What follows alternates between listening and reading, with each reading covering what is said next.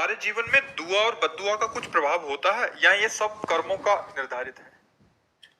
हमारे जो अध्यात्म मार्ग में है, इसमें को न काहू के सुख दुख कर दाता। बद्दुआ से दुख होता है। दुआ शब्द का मतलब आशीर्वाद ही होगा। क्यों? दुआ का मतलब आशीर्वाद ही होगा। बद्दुआ का मतलब बुरे वचन बोलना, उसको साप समझ लो। शास्त्रीय भाषा में साप या वरदान। दुआ बद्दुआ का मतलब तो ऐसा ही होगा ज्यादा। तो ये क्योंकि उर्दू शब्द है दुआ बद्दुआ, तो मुझे लगता है दुआ का मतलब आशीर्वाद और बद्दुआ का मतलब साप जैसे ऋषि जन देते थे, या कोई कटुवचन बोलकर जाओ तुम्हारा बुरा हो, ऐसा। तो हम शास्त्रीय भाषा की बात कहते हैं।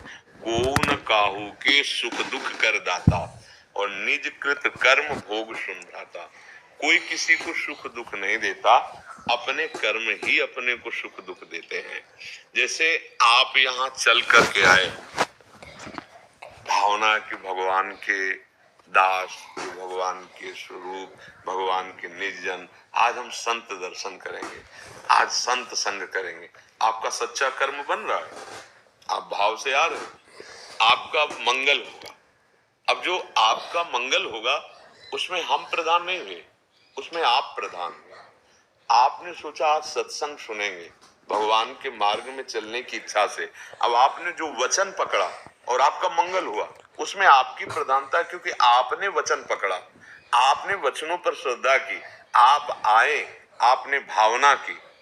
एक ये, अब वो अंदर से जैसे लग रहा है कि बाबा के पास गए, हमारा काम बन गया, या बाबा का आशीर्वाद। सत्य बात पूछे, उसमें आपका प्रधान रोल है। आपकी भावना, आपकी श्रद्धा, आपका आना, घंटों इंतजार करना, ये आपका सत्कर्म बना। अब यही एक आदमी आता है, देखते हैं यार क्या चक्कर है। अब वो आया वहीं जहां कईयों को आनंद और शांति मिली, अब वो अशांत होकर निंदा करके अपने कर्म बिगाड़ कर दुख। तो क्या यहां से बद्दुआ उसको मिली? क्या यहां से दुआ मिली? नहीं, उसका विचार, उसकी भावना, उसका कर्म दुआ, और उसका विचार, उसका भावना, उसका कर्म बद्दुआ। उसका कर्म ही उसे वैसे बन गया। नहीं तो भगवान सबके हृदय में आनंद सिंधु विराजमान है, फिर दुख क्यों? स्वयं भगवान सबके हृदय में विराजमान है, जो आनंद समुद्र है। गोस्वामी जी लिखते, सबके हृदय अछत विकारी, पर सकल जीव जग दीन दुखारी। आनंद सिंधु भगवान सबके हृदय में विराजमान, फिर दुख क्यों हो, चिंता क्यों हो, शोक क्यों हो, भय क्यों हो? क्योंकि हम भगवान का भाव ही नहीं मानते। मनमानी आचरण करते हुए ऐसे कर्म कर रहे हैं जो हमें दुख प्रदान करे, चिंता प्रदान करे, शोक प्रदान करे। हाँ, भगवान के आश्रित होकर हम ऐसे कर्म कर रहे हैं जो हमें सुख प्रदान करे, निश्चिंतता प्रदान करे और भगवत आनंद प्रदान करे। मुझे लगता है पूरे जब हम फाइनल पे पहुंचते तो अपना ही कर्म सुख और दुख देने वाला है। कह नहीं, हमारे ऊपर गुरु जी की बड़ी कृपा है। तो वो कृपा तब हुई ना जब आपने श्रद्धा की, आपने वचन माने, आप उनकी शरण में गए, आप उनकी बात के अनुसार चले। तो इसमें मूल कौन हुआ? आप हुए।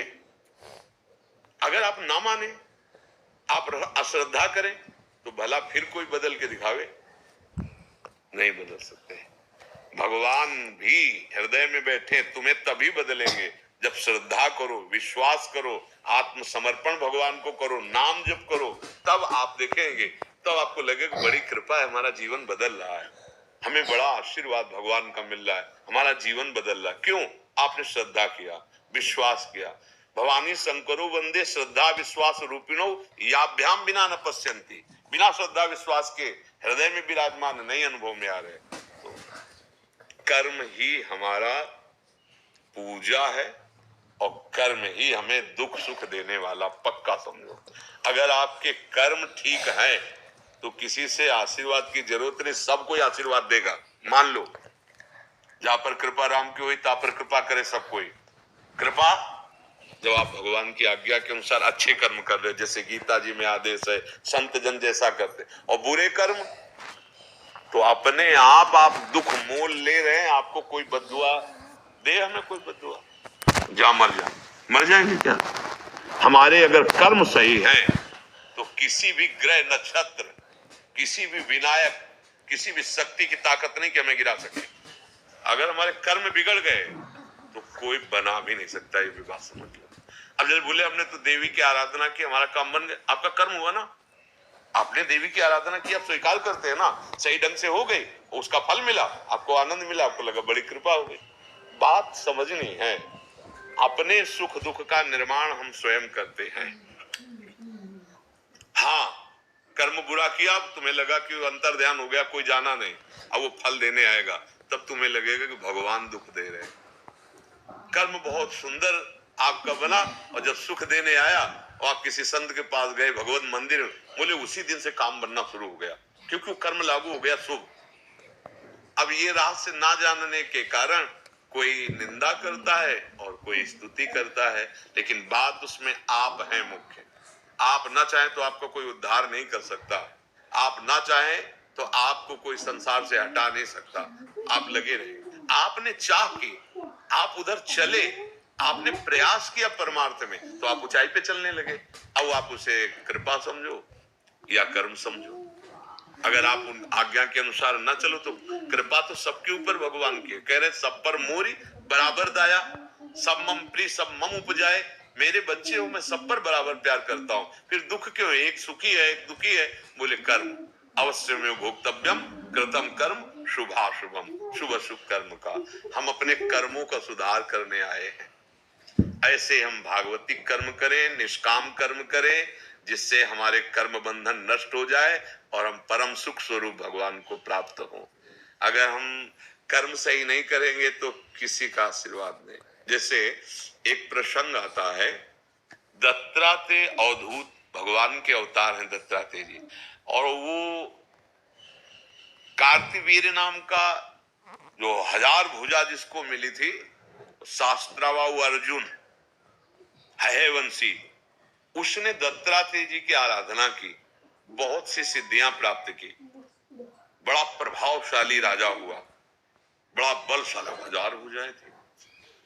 उसी के जब आचरण बिगड़ गए, श्री जमदग्नि जी के आश्रम की गौ अपहरण की रोका गया, अंततोगत्वा जमदग्नि जी का उसने वध कर दिया, तो पूरे उस वंश का भगवान परशुराम जी ने विनाश कर दिया। एक स्वरूप भगवान का अवतार दत्तात्रेय, उसको रिद्धियां सिद्धियां प्राप्त बहुत थी। वही भगवान का अवतार परशुराम जी, उन्होंने उसका विनाश कर। अब इसमें दुआ और बद्दुआ आप विचार करके देखो। उसके अच्छे कर्म, दत्तात्रेय जी की सेवा, आज्ञा का पालन, तो सिद्धियां और वैभव, बल, यश, कीर्ति। उसका बुरा कर्म, एक महात्मा के आश्रम में मनमानी, उद्दंडता और भारी अपराध, जो नहीं करना चाहिए वो बड़ा अपराध, उसके वंश का विनाश। अब किस किस में बद्दुआ कहोगे, किस किस में दुआ कहोगे कि दोनों भगवान हैं?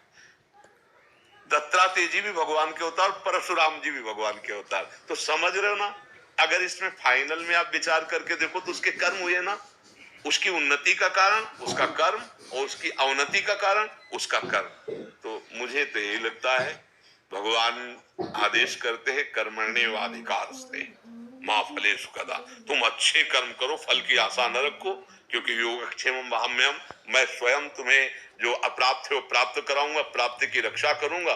कर्तव्य कर्म का पालन करो। तो हमें तो ऐसा अभी लगता है कि हमें कोई दुखी सुखी नहीं कर सकता, हमारे विचार, हमारे कर्म ही हमें दुखी सुखी करते। यदि हम भजन करें, अच्छे कर्म करें, भगवान का आश्रय ले लें, तो कोई हमें दुख प्रदान नहीं कर सकता। तभी तो जो भक्त जन है, बड़ी बड़ी दुख परिस्थितियों में भी प्रसन्न मुद्रा में आनंदित देखे जाते हैं, क्योंकि वो इन कर्मों को भगवान को समर्पित करके भगवद आश्रित हो गए। तो कोई भी दुख उनको छू नहीं पाता। मन ही तो दुख सुख का भोगता है और मन भगवान चुरा लेते। भगवान का एक नाम है मन चोर।